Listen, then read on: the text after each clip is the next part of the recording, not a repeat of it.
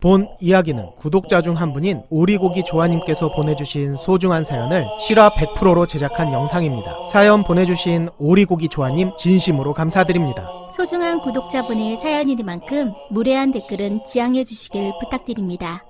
내 이름은 박지웅. 2011년 군번으로 경기도에 있는 모 부대에서 복무했다. 뭐 특별히 A급도 아니었고 그렇다고 패급도 아닌 눈에 띄지 않는 그냥 무난한 군생활. 종교가 천주교라 영회에 있는 사단 성당에 빠지지 않고 가는 그런 신앙심 깊은 병사로 인식되는 정도. 일병쯤 됐을 때부터 중대에서 군종을 하게 됐다. 성당에서 상주하는 그런 주특기 군종이 아니라 일요일에서 토요일까지는 똑같이 일과하고 일요일에 사단 성당에 가서 이런저런 봉사를 하는 그런 군종. 그러다 보니 사단 군종 신부님과 꽤 친해졌다. 그러던 어느 날 5분 대기조라서 생활관에 대기할 때였다. 갑자기 방송이 울렸다. 오대기 출동인가 싶어 긴장하던 우리. 모중대 모소대 일병 박지웅은 지금 즉시 지휘통제실로 오시기 바랍니다. 이상했다. 군생활을 하면서 내 이름이 방송에서 호명되는 건 매주 일요일 천주교 종교행사 가는 인원들 인솔해서 출발하라는 것뿐인데 선임들과 후임들이 이상한 눈초리로 나를 쳐다봤다. 긴장한 얼굴로 지통실에 내려갔더니 작전과장님이 심각한 표정을 한 채 나를 기다리고 있었다. 작전과장님은 대대장 다음인 대대 넘버 2 충성 일병 박지웅 지휘통제실에 용무 있어 왔습니다. 앉아라.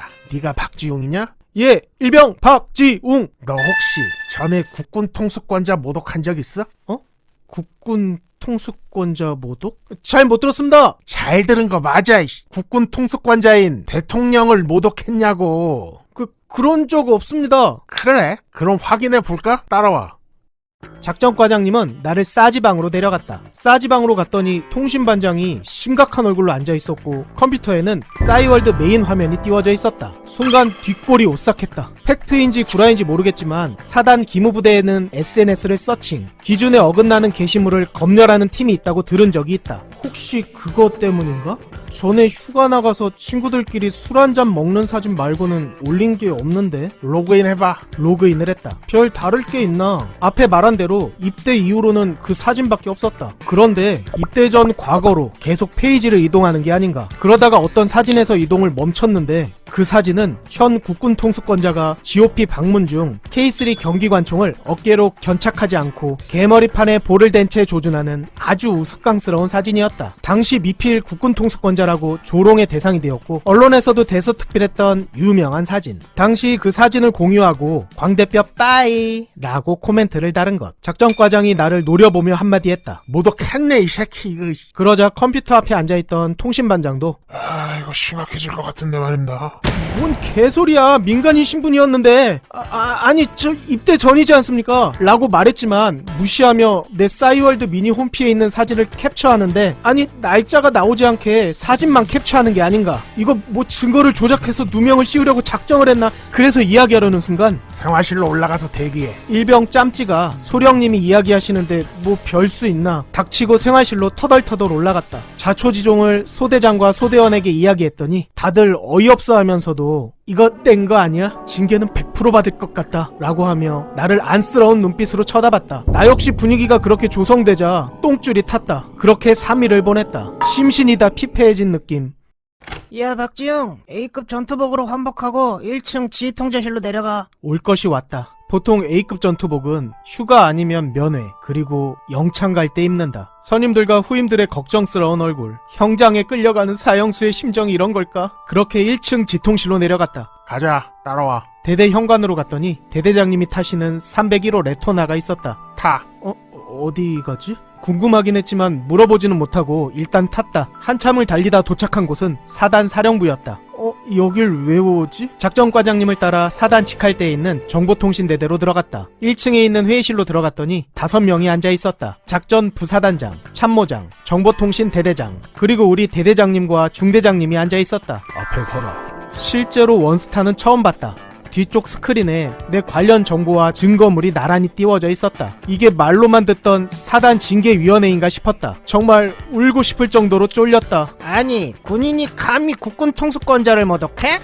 저런 놈은 당장 영창 보내버려야 됩니다. 그러자 우리 대대장님께서는 아니 아무리 그래도 민간인일 때 장난으로 올린 사진으로 영창까지는 너무 과한 처분인 것 같습니다. 그냥 군기교육 정도로 끝내시죠. 그렇게 20분이 넘는 시간 동안 나의 처분에 대한 쌀벌한 대화가 오갔다. 머릿속이 하얗게 변해버려서 시간이 어떻게 지나갔는지도 모르겠다. 징계위원장이었던 작전부 사단장님이 내게 최후 진술을 하라고 하셨다. 저 국군통수권자를 비방한 건 잘못이지만 입대 전이었고 그냥 장난이었습니다. 철없는 행동이었고 현재는 반성하고 있습니다. 죄송합니다. 속으로는 1도 반성 안 한다 이 꼰대들아 라고 이야기하고 싶었다. 이게 뭔 말도 안 되는 개짓거리인지 잠시 침묵하던 작전부 사단장. 우선 위원회는 종료하겠습니다. 박지용 상병은 부대로 복귀해서 결과 나오기 전까지 근신하고 있어.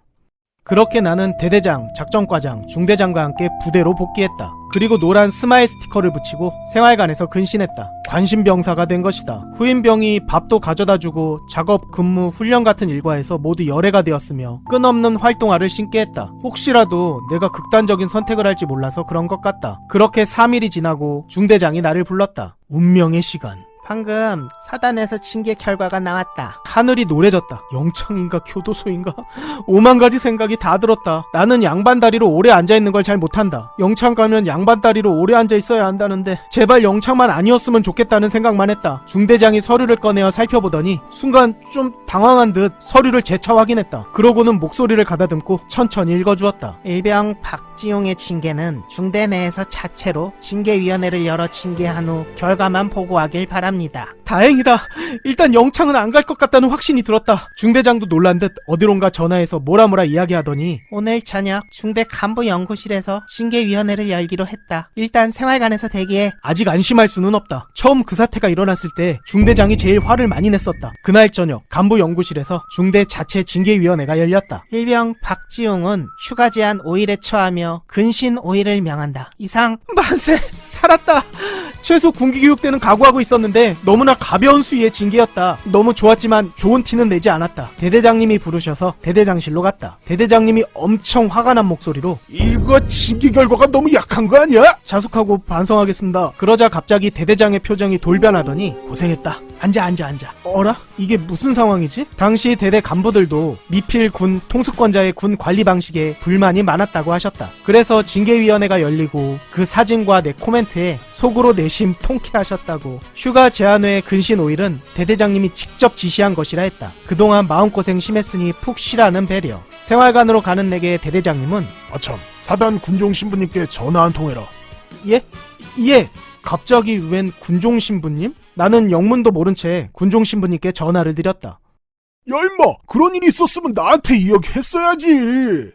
어떻게 아셨습니까? 징계위원장 기억해? 작전부 사단장님. 너 그분 기억 안 나? 예, 기억 안 납니다. 야, 그 크리스마스 행사 준비한다고 파견 나왔을 때. 아, 그러고 보니 크리스마스 때 사단 성당에서 크리스마스 행사를 준비한다고 대대별로 한 명씩 차출했다. 군종이었던 나는 당연히 차출됐고 일주일간 환경정리, 청소, 오리고, 붙이고 등등 아주 쌩 고생을 했다. 크리스마스 미사가 끝난 후 어떤 중년의 아저씨가 오시더니 시무님, 우리 병사들 준비한다고 고생했는데 제가 술 한잔 사줘도 되겠습니까? 아이고 형제님, 그렇게 해주시면 감사하죠. 그 아저씨는 우리에게 맛있는 삼겹살을 사주셨다. 천주교 신자라고 자신을 소개한 아저씨는 우리에게 소주를 직접 따라주시며 이런저런 좋은 얘기도 해주시고 군생활하다가 힘든 거 있으면 이야기하라고, 군대 생활이 힘들지만 나중에 보람이 있을 거라는 정말 크리스마스 선물 같은 조언을 해주신 고마운 분. 그분이 작전부 사단장님이었던 것이다. 나는 기억을 못했지만 그분은 나를 알아보셨다. 일요일날 성당에 가서 군종신부님께 자세히 들었는데 징계 수위를 결정할 때 내가 저 친구를 압니다. 다들 크리스마스 전후로 놀고 싶고 풀어지기 마련인데 사단 크리스마스 행사 준비로 일주일간 군말 없이 봉사한 친구예요. 술 한잔하며 얘기도 해봤는데 아기를 가지고 누군가를 음해할 그런 인물은 아니었어요. 그런 부분을 참작해서 수위를 결정해주기를 바랍니다.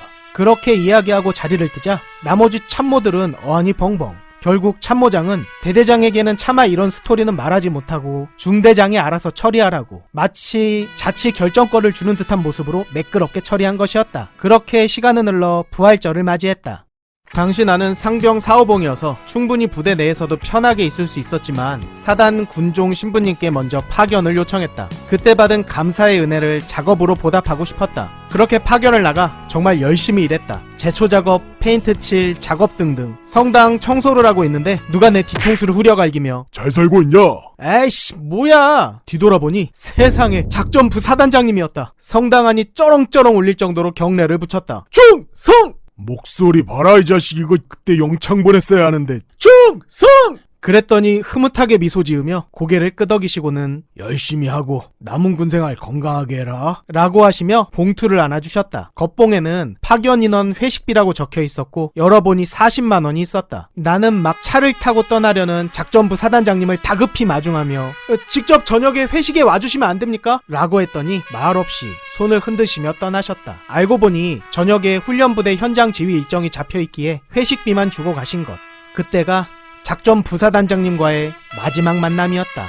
나중에 사단장님이 되셨다는 소식까지는 들었는데 그 이후로는 듣지 못했다. 작전 부사단장님, 짧은 파견 기간이었지만 기억해주시고 도움 주셔서 정말 감사했습니다. 그 덕에 건강하게 군생활 마치고 사회의 역군이 되었습니다. 늘 건강하십시오. 충성!